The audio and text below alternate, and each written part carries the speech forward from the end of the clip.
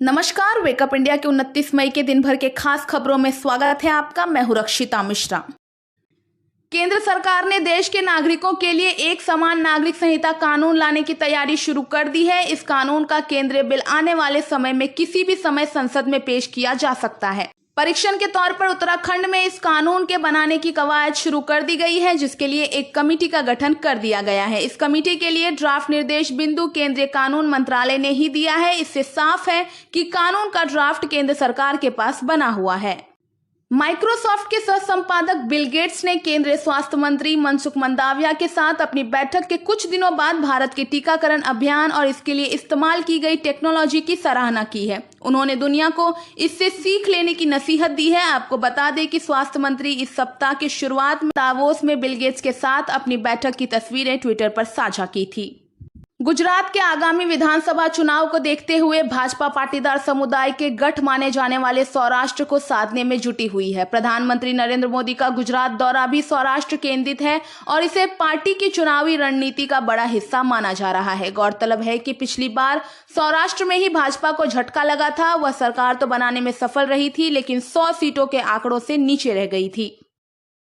भारत और बांग्लादेश के बीच यात्री ट्रेन सेवाएं आज से फिर से शुरू होंगी। कोविड-19 के प्रसार के खिलाफ एहतियात के तौर पर मार्च 2020 में कोलकाता और बांग्लादेश के शहरों के बीच ट्रेन सेवाओं को निलंबित कर दिया गया था। रेलवे बोर्ड ने ढाका से कोलकाता ढाका मैत्री एक्सप्रेस बांग्लादेश रेलवे के रेक द्वारा और कोलकाता से कोलकाता खुलना बंधन एक्सप्रेस को भारतीय रेलवे रेक के द्वारा 29 मई 2022 को फिर से शुरू करने के आदेश जारी किए हैं।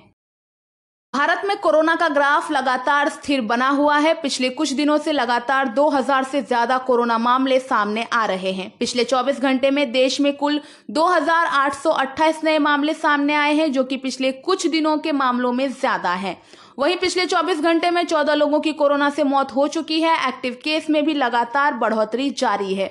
अब कोरोना के कुल एक्टिव मामले 17,087 तक पहुंच चुके हैं। AIMIM के राष्ट्रीय अध्यक्ष असदुद्दीन ओवैसी ने महाराष्ट्र के भिवंडी में रैली के दौरान बीजेपी सरकार पर जमकर निशाना साधा।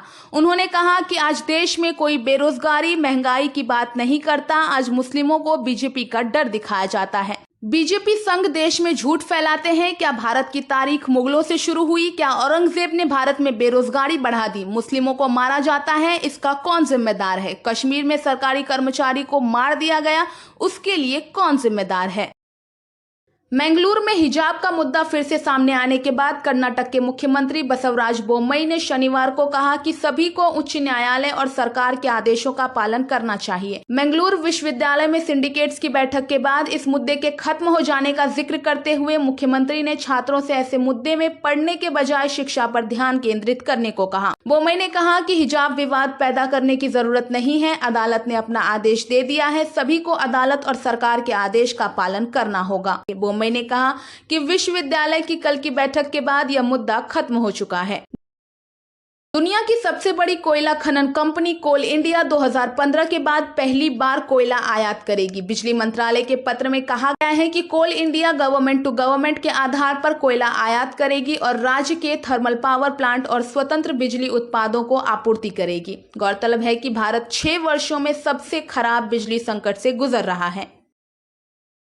कश्मीरी अलगाववादी नेता यासीन मलिक पर अदालत के फैसले को लेकर OIC IPHRC की उस टिप्पणी को भारत ने शुक्रवार को अस्वीकार बताया, जिसमें नई दिल्ली की आलोचना की गई है।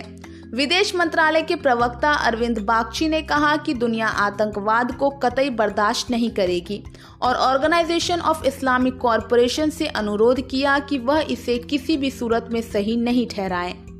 बागची ने कहा कि यासीन मलिक के मामले में फैसले को लेकर भारत की आलोचना करने वाली OIC IPHRC की टिप्पणियों को भारत स्वीकार योग्य नहीं मानता। उन्होंने कहा कि इन टिप्पणियों के माध्यम से OIC IPHRC ने यासीन मलिक के उन आतंकवादी गतिविधियों को अपना समर्थन दिया है जिनके संबंध में अदालत में साक्ष्य पेश किए गए हैं। मुंबई क्रूज ड्रग्स केस मामले में नारकोटिक्स कंट्रोल ब्यूरो ने आर्यन खान को क्लीन चिट दे दिया है। एनसीबी के डीडीजी संजय कुमार सिंह ने कहा है कि आर्यन और मोहक को छोड़कर बाकी सभी के पास नारकोटिक्स मिला है। उन्होंने कहा कि 14 लोगों के खिलाफ एनडीपीसी के तमाम धाराओं में शिकायत दर्ज की जा रही है। बाकी के 6 लोगों के खिलाफ सबूतों की कमी की वजह से शिकायतें दर्ज नहीं की जा रही। बता दें कि पिछले साल मुंबई तट पर एक क्रूज में छापा मारने के बाद एनसीबी को ड्रग्स मिला था, जिसके बाद शाहरुख के बेटे आर्यन खान को कुछ अन्य लोगों के साथ गिरफ्तार कर लिया गया था। इस बीच एनसीबी ने शुक्रवार को एक चार्जशीट फाइल कर दी है। Chargesheet registry and special NDPC court के सामने सबमिट की गई है। डॉक्यूमेंट्स के वेरिफिकेशन के बाद कोर्ट मामले का संज्ञान लेगा। इस साल मार्च में स्पेशल कोर्ट ने चार्जशीट फाइल करने के लिए जांच एजेंसी को 60 दिनों का एक्सटेंशन दे दिया था। आर्यन खान को पिछले साल एनसीबी ने 30 अक्टूबर को गिरफ्तार कर लिया था, लेकिन बाद में जमानत पर आर्यन बाहर निकल आए थे। पंजाब में 424 लोगों की सुरक्षा तत्कालीन प्रभाव से हटा ली गई है और संबंधित पुलिस कर्मियों को आज जालंधर कैंट में विशेष पुलिस महानिदेशक राज्य सशस्त्र पुलिस JRC को रिपोर्ट करने का निर्देश दिया गया है। जिन लोगों की सुरक्षा हटाई गई है उनमें रिटायर्ड पुलिस अधिकारी, धर्मगुरु और राजनेता शामिल हैं। इसके अलावा पूर्व मुख्यमंत्री राजेंद्र कौर भट्टल से कम 28 पंजाब पुलिस कर्मियों और 3 वाहनों को हटा लिया गया है। वह 21 नवंबर 1996 से 11 फरवरी 1997 तक मुख्यमंत्री रहे थे। भट्टल के पास 36 पुलिस कर्मियों के साथ 3 वाहनों और साथ ही Y+ सिक्योरिटी भी थी, पर अब 8 सुरक्षा कर्मियों के साथ उनकी सुरक्षा घटाकर Y श्रेणी कर दी गई है।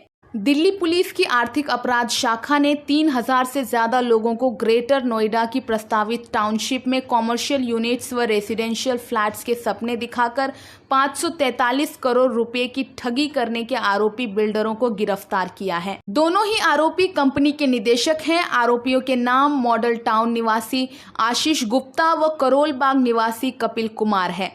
अदालत ने दोनों को भगौड़ा घोषित करार दिया था। दोनों AMR इंफ्रास्ट्रक्चर लिमिटेड के डायरेक्टर थे। पुलिस दोनों आरोपियों से पूछताछ कर रही है। ये थी आज की दिन भर की खास खबरें। इनमें से आपकी पसंदीदा खबर कौन सी है, हमें कमेंट करके बताइए। और देश दुनिया की जरूरी खबरें देखने और सुनने के लिए वेकअप इंडिया को सब्सक्राइब कीजिए और बेल आइकन को दबाइए।